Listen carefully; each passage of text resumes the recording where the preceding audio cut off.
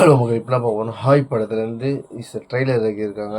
கவின்ஸ், நயன்தாரா, பாக்யராஜ், ராதிகா, பயங்கரமான ஒரு star casting. இதில் வந்து சாங் வைஸ் எல்லாமே நல்லா இருந்துச்சு. ட்ரெய்லருக்கு எப்படி இருக்க போகுது தெரியல. இதில் 21 டேஸ் சொல்லியிருக்காங்க. வாங்க எப்படி பார்த்துலாம். 1 2 3 லெட்ஸ் கோ ஸ்டார்ட். இதை பாரு மயில், ஆம்பளைங்க வாழ்க்கை 3 ரகம்தான். ஒன்று காதலிச்சு கல்யாணம் பண்ணுறது, 2 கல்யாணம் பண்ணிட்டு காதலிக்கிறது,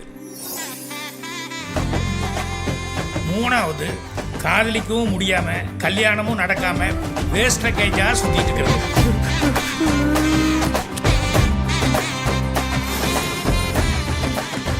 ஒரு புள்ள வேணாம் சொல்லிட்டாமா.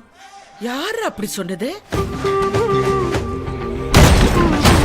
அவ என்ன பெரிய புடுங்கியா?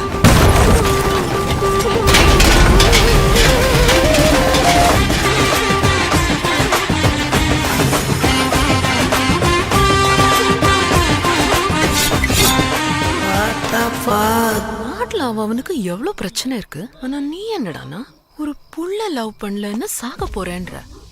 உனக்கு எல்லாம் மனசாட்சி இருக்கா? இல்லைங்க. போயா பைத்தியம். எவங்க கூடிய பிரார்த்தனை வச்சு போறது காட்டா நான் பார்த்த பொண்ணை வேண்டான்னு சொல்லி ஓடி வந்தியா பொறுக்கி. இது யாருக்கு பயப்பட தேவை கிடையாது. உண்மையை சொல்லிடலாம். நானும் தேவயானி உசுறு குசுரா லவ் பண்றோம். என் வயிற்றுல அவன் குழந்தை வளருது. நான் 3 மாசம் கர்ப்பண்டா.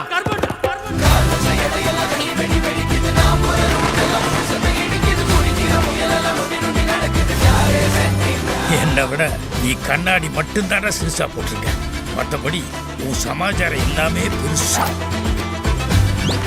நான் லவ் பண்ற தேவயானி என்னை லவ் பண்ணாமலே என் பொண்டாட்டி ஆயிட்டா. இப்போ என் பொண்டாட்டியா வந்து என் லவ்வர் உண்மையாவே என்ன லவ் பண்ணணும். உண்மையாவே என் பொண்டாட்டி ஆகணும். சங்கோடம் மிதிச்சா பாதாளத்துக்கு போயிருவேன்.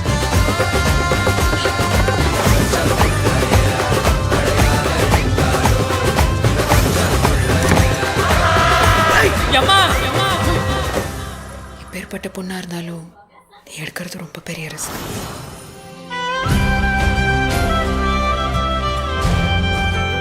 இது வரைக்கும் ஈஸியா தோத்துட்டேன். ஆனா இனிமே உசுறு கொடுத்தா ஜெயிச்சிருவான்டா.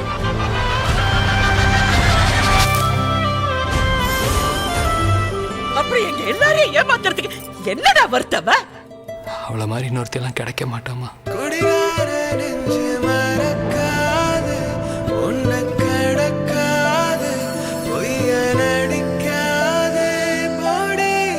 மாப்பிள்ள, அவர் முக்கியமான முடிவு எடுத்திருக்கேன்.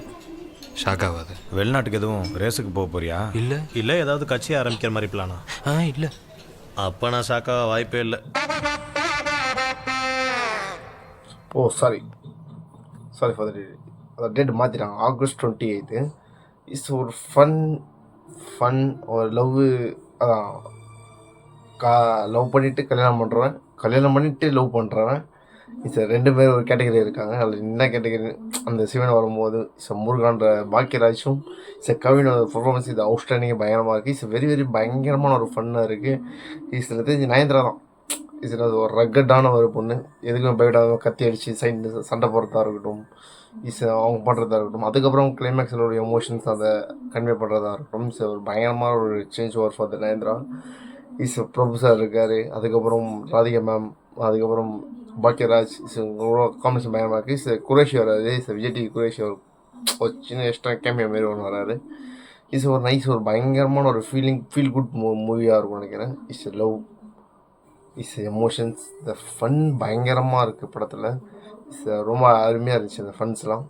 நமக்கும் அதை சிரிப்பு வர மாரி. கவின் இந்த மாதிரி ஒரு ரோலில் பார்த்ததில்ல. ஒரு டிஃப்ரெண்டான ஒரு ரோலாக இருக்குது. ஒரு ஃபன் பண்ணி பார்த்துருப்போம் கவினை.